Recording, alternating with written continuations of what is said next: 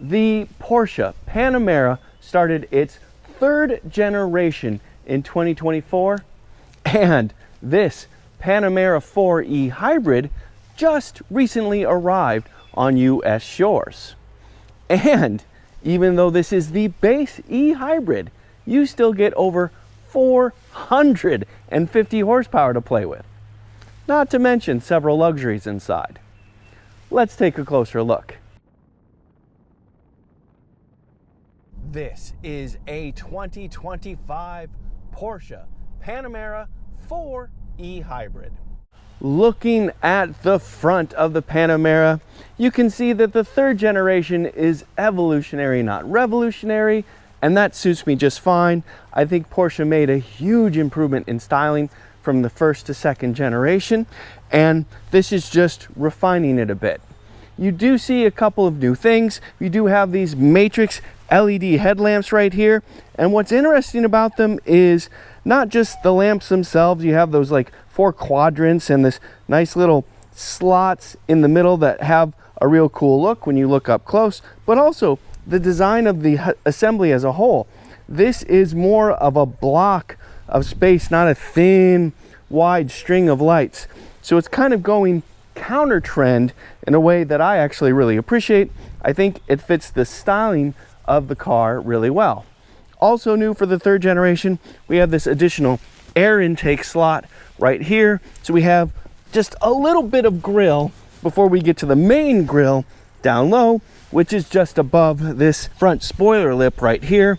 I do also appreciate these 2 horizontal slots that come way out to the side that are in front of some intercoolers right here.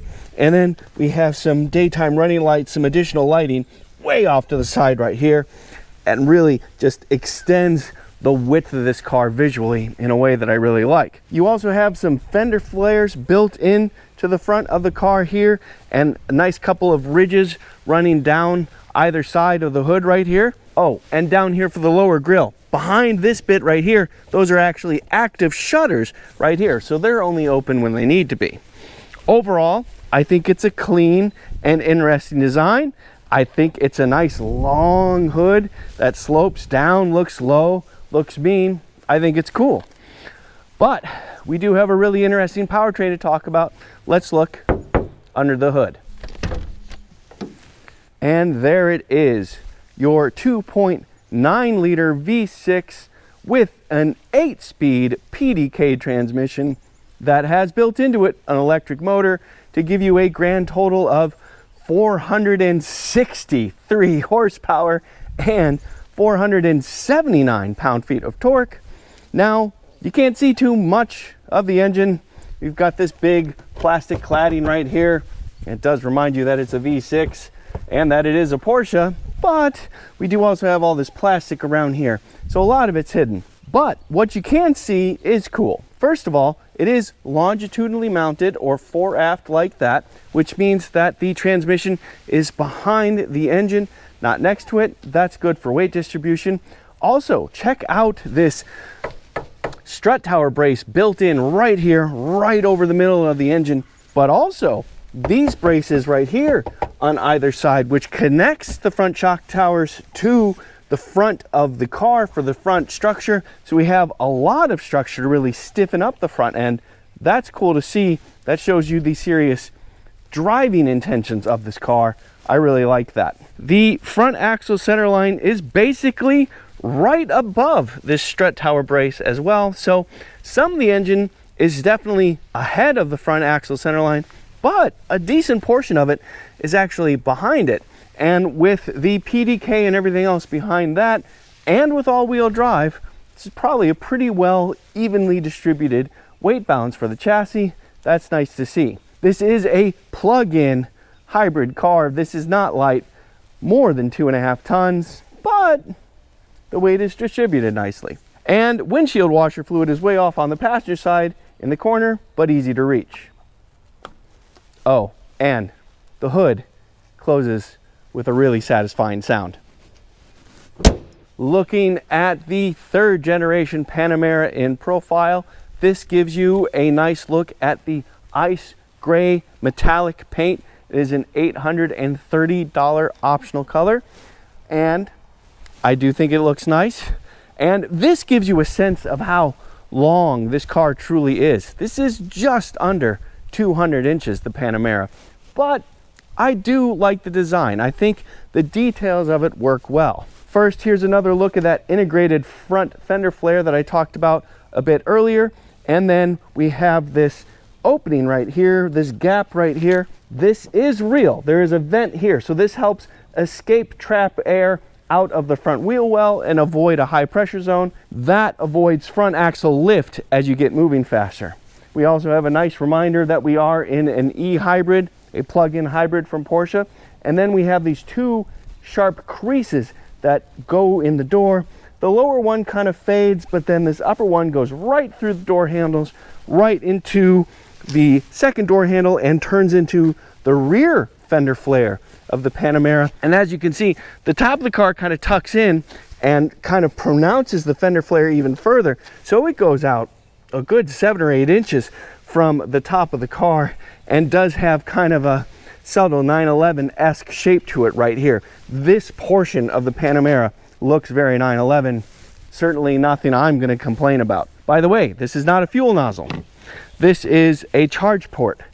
So this is how you plug in your plug-in hybrid. The fuel nozzle, like all German cars, is on the passenger side. I do also like the two-tone side view mirror we have here, body color up top, and then a gloss black down low. And we do have a little indicator right here. And then we do have a nice and thick polished metal window trim to go around right here. And then that helps accentuate the glass roof we have right here. But as I said, this is a long car. I will go ahead and put the dimensions up on the screen for you to see and let you know I have a lot more information in the description. Standard wheels on the Porsche Panamera 4e Hybrid are 19s, but this has the $2,840 20-inch wheels installed, and these are big, beefy 5-spoke wheels. We have this nice, shiny, polished metal on the surface, then some black around the ridges there. And it also nicely exposes these slotted and massive brake rotors and this huge Porsche fixed brake caliper right up front. It's pretty darn serious. But again, it's not a light car. So you want some brakes to help you out here. And yes, this is a plug-in hybrid, but it's also a Porsche. We have a staggered wheel setup on this car. The wheels and tires in back are wider than the ones in front. Looking at the rear of the car, there are a couple of other design elements that show you it's a 3rd generation model. We've got this frameless rear windshield right here, a very steeply raked frameless rear windshield, and we also have these taillights that run, of course, right across the width of the car. This is a trend that we see on pretty much every new car, but I do think Porsche executed well here. We have a nice long Porsche logo sitting right below those lights, then the reminder that it's a Panamera 4. Beneath that and tucked in a bit is a license plate holder till we go down low to the lower bumper bit right here. Now, we do have dual exhaust tips. They are these big, clunky, square things, but they are real. So while it is a bit on the ostentatious side, it is a Porsche. We do have lots of power overall. So yeah, I'm cool with it. Opening the power lift gate exposes this nice little charge pack suitcase right here, and otherwise 15 cubic feet of cargo space, which isn't a ton, but you know, it's a pretty healthy space. It's fairly long, it's reasonably wide, and it is actually decently deep. Here's the brake over point, the reach over point, but then it goes down a good 8 inches from there. We do have a couple of elastic straps on either side. We do have 12-volt power right here, and on this side we have another compartment with a little cargo net to hold things in place right there. And up front we do also have some tie downs as well. So yeah, it's reasonable enough, and this privacy panel helps keep everything out of the way. And if you need more than 15 cubic feet of space and don't have to carry anybody in the rear, that is easy to do.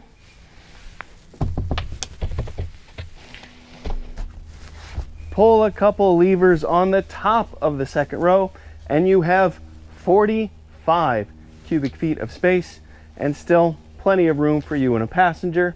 And it looks like a completely reasonable, easy to use space. So yeah, plenty of utility in this Porsche Panamera. Let's check out the inside.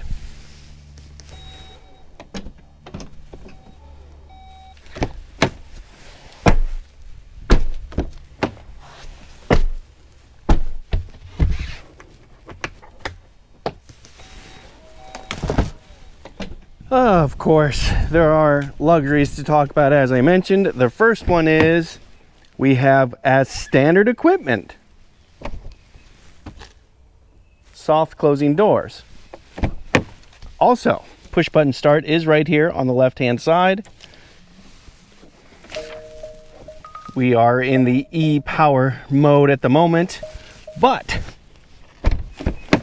I turned the car on because we have the optional 4-zone climate control system. So we have our nice little screen right here with several different things to choose from, not least of which is the ventilation, temperature, and all those kind of fun things. That's in addition to a couple of USB Type-C charge ports right here. Going with the 4-zone climate control system costs $1,320. We also have this two-tone black and Bordeaux red leather throughout the car. That is an optional $4,330, but it is also quite nice inside. We also have a front and rear moonroof, which is lovely, and of course a couple of cup holders as well. Separately, we do also have a center armrest and an additional storage space right there. But I'm happy to say that I have decent amount of space back here. I do have headroom, not tons, but I do have headroom, and I also have a good 2 or 3 inches of knee room, and the seat bottoms aren't terribly high, but they are sloped back, so thigh support isn't bad, but it is on the tight side. I do have right around a 90-degree bend in my knees. Overall, you wouldn't want to put adults in here for long trips, I would say, but for shorter drives, I don't think it would be a problem at all. And they could choose what temperature they wanted. All right, let's go to the front. Of course, the rear doors are also soft close as well. On the front door, we do have 3-position driver's seat memory. We do have the usual controls right here, including tailgate lift right there. We do have several power adjustments for the seat down low and a couple of buttons for the lights next to the start stop button. The steering wheel itself is a reasonable diameter with a nice thick rim and a nice soft leather to hold on to. It is also a heated steering wheel. The button is back here. Now you know it's on. Now you know it's off. And we also have controls to the right and to the left. And we also have our drive mode dial right here. And this is the sport response button. We also have paddle shifters, upshift on the right, downshift on the left, and the usual controls on stocks behind that. Behind that is our fully digital 12.6-inch instrument cluster, and next to that, a 10.9-inch center display, and optionally available, but not on this Panamera, you could have another 10.9-inch passenger display. The center display does also include wireless Apple CarPlay and wireless Android Auto. You do also get a wireless smartphone charger right here and a couple more USB Type-C ports next to that. Standard equipment on the Porsche Panamera are heated seats, but optional for $830 is ventilated seats. So it's interesting to me. Heated steering wheel is standard, soft closing doors are standard, ventilated seats, $840. You can also see that this screen takes care of the first 2 of your 4 zones of climate control, and it's a lovely system integrated into the lower center console really well. Just above that, we do have our traction control off button. Our Prindle is this funky little guy right here. Push down to put it in drive, push up to put it in reverse, lighter touch to get it to neutral, push button for park. As you can see, we have a lot of different options on the center display. I do want to point out a couple. Vehicle, you can see that we have controls for the different drive modes and for the chassis controls. We're currently in e-power, so we're basically feeding off the battery. We do also have several options for driving assistance. You can see the list of all the different things you can turn on and off right here. We have trip information, and we do also have comfort options. And if you look at this, this shows you how you want to balance the heat. Heating and ventilation balance. I think that's a funny way to put it. But you can also play with the ambient lighting here as well. I'm happy with the blue. Also, if you wish, you can have the spoiler extended at all times. I'll show you what that looks like. It looks like that. Oh, and since I have the door open, I'll show you that we have the optional Bose sound system, which is $1,600. We also have settings right here. And you can see we have a whole plethora of things that we can play with. If you want, this would take an hour just to go through all of this. But this is interesting. Charging. So it gives you information about the temperature and the climate control, all that. You can also set departure times, and if it's connected, it'll give you additional information. Here's the other interesting thing. You can see right here, 83% charge, 43 miles of range. Officially speaking, the EPA says you have 28 miles of range on a full charge. But I tested that in a Porsche Cayenne, and I got well over 40 miles from a full charge. So the EPA estimate for electric only driving is very conservative. Also, if you slide this up like that, you do have a second page of things you can play with. Ah, this is a fun one. Dynamics, performance, that might be a fun screen to look at. You can also adjust the fully digital instrument cluster as well. You do so with this panel on the right hand side of the steering wheel right here. If you press this button right here, you can see that blue ring around the perimeter of the speedometer. Then I use this toggle here, and you can see that I can adjust to a G meter, or tire pressures, or battery life. Back to speedometer for me. Press the button again, it goes to the center, and if I scroll this, I can choose between the 3 or the 5 gauge setup here. And if I keep going, I also have different ways to look at Google Maps. Or you can choose this minimal speedometer only screen here. Press the button again, go to the right side perimeter, and you have several options on this screen here. Now, if I go back to the center, the 5 gauges are fixed. You cannot individually adjust those 5 gauges. Past this storage compartment for the smartphone charging, all that, we do have a couple of cup holders right here and a nice little bit of storage in the lower center console right there with your own 12-volt port right there. Looking up, we do have controls for the lights and a nice privacy panel right here. It's all very lovely. I'm going to let the natural light in. We do have one additional option to talk about. This Panamera is equipped with the thermally and noise canceling glass on the car. Let's talk drive modes. We have 4 of them. They are e-power, which I showed you right here, hybrid, sport, which turns the car on because you use it for full power, not for fuel economy. And then full boogie, we have Sport Plus as well. We do also have adjustable shock absorbers. That's also standard equipment. So that firms up the shocks and the air suspension, which is also standard equipment on this car. There's another way to look at it though. So if we go back to vehicle, go back to drive mode, there's the options there. You can see the chassis levels. So Sport Plus gives us the most responsive engine and the firmest chassis and the lowest level for the air suspension. Sport brings all those things one level softer. Hybrid changes that again, and then e-power sticks with hybrid settings, but turns the engine off as long as you have battery pack. So there you have it, the 2025 Porsche Panamera 4 e-hybrid. The base price for this car is not cheap, $117,495. And my test car did have several options and goes for $131,975. And this is the base level of hybrid. You can go 3 levels higher, and that brings a lot more power. If you go to the top Turbo S, you have more than 770 horsepower to play with. Yeah, but we still have a lot here. There's still a lot of fun to have in something with 463 horsepower. And as you can see, a lot of luxuries too. All at once, I find this car comfortable, relaxing, and exhilarating too.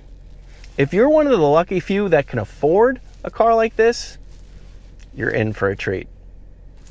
I'm Robin Warner. Thank you very much for watching.